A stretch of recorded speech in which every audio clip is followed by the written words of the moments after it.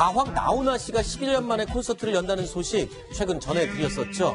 티켓 매진 사례 이후에 암표가 아주 기승을 부리고 있다는 소식도 역시 전해드렸습니다. 그러자 나훈아 씨가 직접 팔을 걷고 나섰습니다. 가수 나훈아 씨가 티켓 판매처에다가 불법으로 거래되고 있는 암표 전부 다 구매 취소해달라고 요청을 했다면서요. 네, 그렇습니다. 가왕 나훈아 씨가 화가 났습니다. 자신의 공연에 대해서 불법 암거래는 암표가 많이 극성을 부르자 이것에 대해서 주최 측에 요청을 하고 나선 것인데요. 일단 10만 원대 정도의 티켓 값입니다. 그런데 지금 중고거래 커뮤니티 같은 데 보면 한 표 한 장에 50만 원 정도까지 가고 있습니다. 네. 그렇게 되면 굉장히 암표가 극성에 달하고 있고 나훈아 씨가 급기야 화를 내면서 해당 공연 주최 측 티켓 판매하는 곳에 이것에 대한 어떤 근거를 가지고 어떤 표에 대해서는 좀 취소해달라 이런 요청을 하기에 이르는 것입니다. 실제로 그래서 불법 거래로 추정되는 티켓 강제 취소하고 재발매했다면서요? 네, 200장 정도가 그렇게 됐는데 어떻게 되냐면 이런 내용입니다. 보통 티켓에 보면 여러 가지 정보들을 담고 있습니다. 좌석 정보도 있고 일렬 번호도 있고 어떤 표인지 확인을 할 수가 있습니다.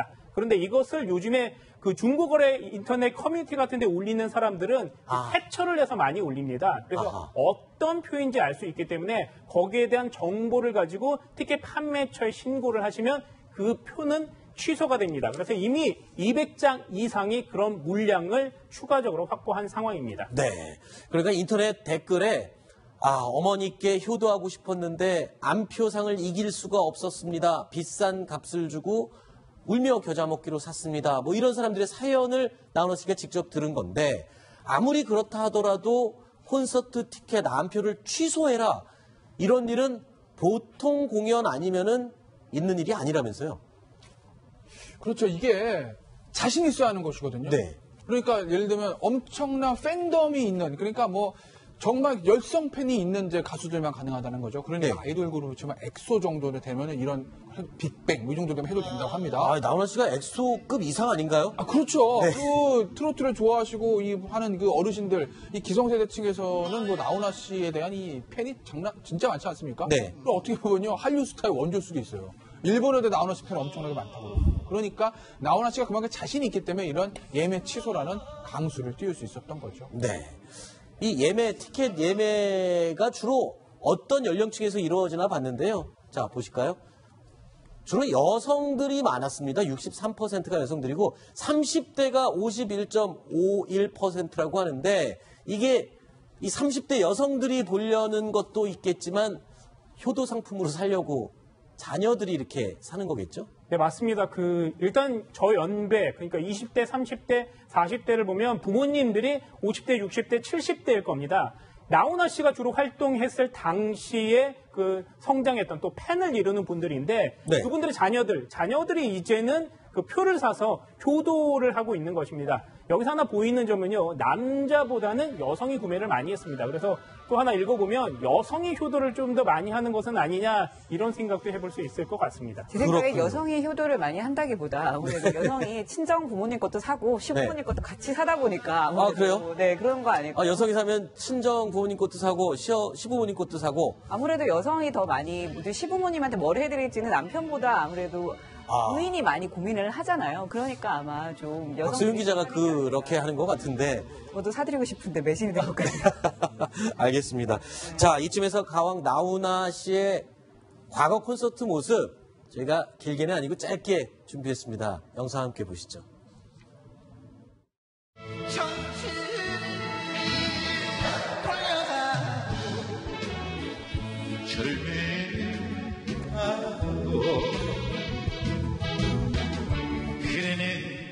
내 인생 해워야 지나간 옛날 어제 같은데 가능성 찾을 수 없지 않냐